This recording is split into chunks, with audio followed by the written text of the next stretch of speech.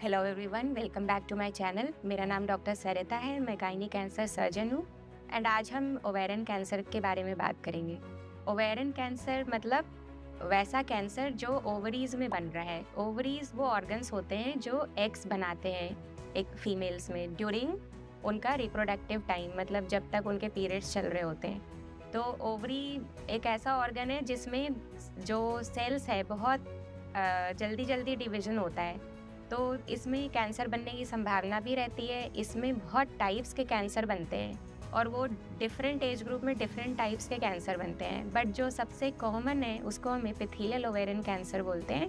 वो usually 60 years of as के बाद बनता है और महत्वपूर्ण बात ये है कि इसमें सिम्टम्स बिल्कुल नहीं होते या फिर ऐसे सिम्टम्स होते हैं जैसे पेट फूला फूला लगना, ब्लोटिंग होना, कॉन्स्टिपेशन या डायरिया होना, थोड़ा बहुत दर्द होना पेट में या फिर वज़न कम होना। तो लोग हमेशा ना इन सिम्टम्स को बहुत इग्नोर करते हैं या फिर ये ऐसे सिम्टम्स हैं जो हर किसी को कभी ना कभी हो रहे होते हैं। तो ये इनके कॉमन सिम्टम्स है, बट अगर आपको लंबे समय तक ये सिम्टम्स हैं तो आपको ज़रूर एक बार अपने गायनेकोलॉजिस्ट से चेकअप कराना चाहिए।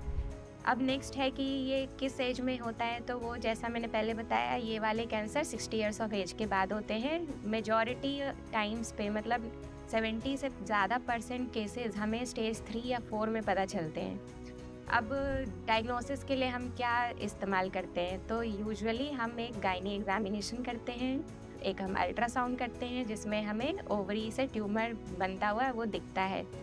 थर्ड है हम ट्यूमर मार्कर टेस्ट करते हैं। ट्यूमर मार्कर्स ब्लड टेस्ट होते हैं जो हमें आइडिया देते हैं कि जो ओवरी में कैंसर है वो किस टाइप का है। उसके बाद ज़रूरत लगे तो हम CT स्कैन, MRI या पेट स्कैन भी करते हैं। तो इन जांचों से हमें ये पता लगता है कि अभी जो ओवरी का कैंसर है वो किस स्टेज में है, क्या ऑपरेशन संभव है। अगर जो बीमारी है ऑलरेडी स्टेज 4 में है, मतलब छाती में चली गई है या फिर लिवर में चला गया है, तो इन केसेस में ऑपरेशन संभव नहीं हो पाता।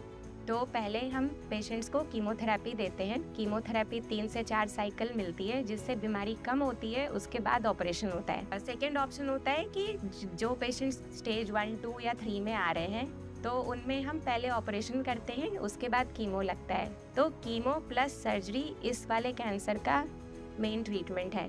उसके अलावा आजकल बहुत सारी नई दवाइयाँ उपलब्ध है जिनको हम टारगेटेड ट्रीटमेंट या इम्यूनोथेरेपी बोलते हैं। ये भी अवेलेबल है, बट इनके कॉस्ट ज़्यादा होते हैं, बट आप अपने ऑन्कोलॉजिस्ट से डिस्कस कर सकते हैं क्योंकि इन दवाइयों के यूज़ करने से काफ़ी लंबे समय तक बीमारी वापस नहीं आती। बट ओवेरियन कैंसर में सबसे बुरी चीज़ ये है कि बीमारी 70 से 80% लोगों में वापस आती ही आती है और ये एक ऐसा कैंसर है जिसको कंट्रोल करना बहुत डिफ़िकल्ट होता है। तो इसीलिए क्या हम कुछ कर सकते हैं जिससे ये कैंसर पहले से पता चले या फिर शुरू के स्टेजेस में पता चले? तो उसमें एक बहुत इम्पॉर्टेंट चीज़ है, ये है कि अगर आपके घर में किसी को ब्रेस्ट का, ओवरी का, यूट्रस का या हाथों का कैंसर हुआ हो तो आपको रिस्क हो सकता है ओवेरियन कैंसर बनने का, जिनको हम ब्रेका जीन म्यूटेशंस भी बोलते हैं। तो इन केसेस में हमें पहले से अपने ऑन्कोलॉजिस्ट से डिस्कस करना चाहिए कि क्या मेरे बॉडी में वो म्यूटेशन है जिससे ओवेरियन कैंसर बन सकता है, और अगर आपके बॉडी में वो म्यूटेशन पाई जाती है तो आप अपना फैमिली कंप्लीट होने के बाद आप अपना ट्यूब्स एंड ओवरीज रिमूव करा सकते हैं। उससे ये कैंसर होने का खतरा 90% कम हो जाता है।